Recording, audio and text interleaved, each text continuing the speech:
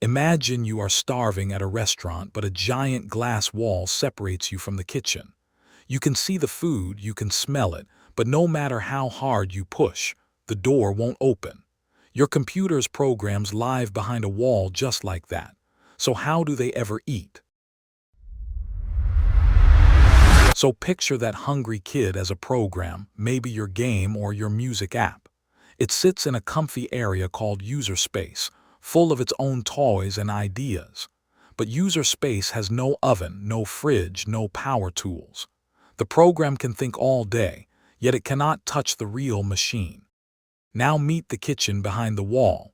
That's the hardware, the disk, the screen, the network. Guarding the door is the kernel, the powerful chef in charge of the whole computer.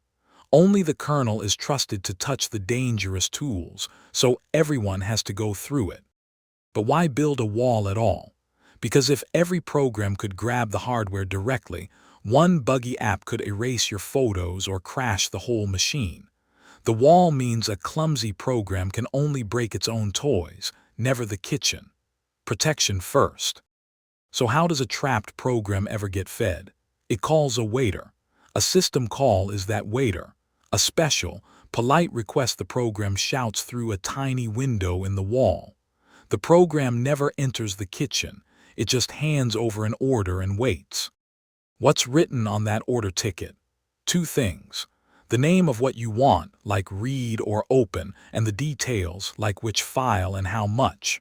The program fills in this ticket precisely, because the kernel will only do exactly what the ticket says, nothing more. Now the magic moment. When the program sends the order, the computer flips a switch called a trap. It pauses the program, changes from gentle user mode into powerful kernel mode, and steps through the window.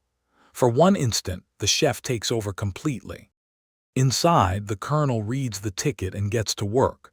It walks to the real disk, finds your file, and scoops up the exact bytes you asked for. The program can't see any of this.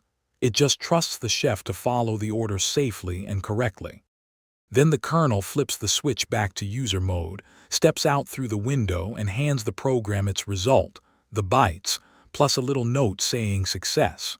The program wakes up exactly where it paused, now holding what it asked for. Order complete. So far we watched one order, but the menu is huge. Programs ask to read and write files, open and close them, talk to the screen, grab the time, or make new helpers. Each is a different system call, a different dish on the same kernel menu. Let's follow one favorite, open. You ask the kernel to open a file, and instead of the whole file, it hands back a small number like a code check tag. From then on, you just show that number, and the kernel knows exactly which file you mean. But system calls aren't only about files.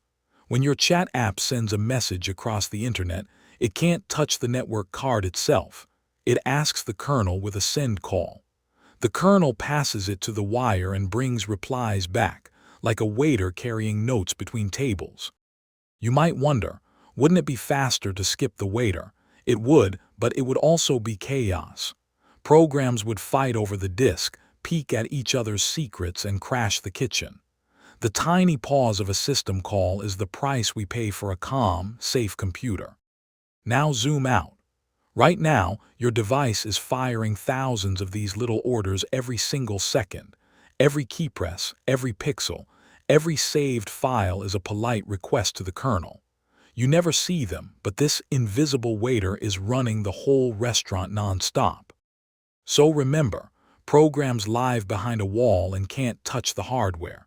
To get anything done, they hand a polite ticket, a system call, to the kernel. The kernel switches modes, does the dangerous work safely, and returns the result. Tiny requests, keeping every computer calm and safe.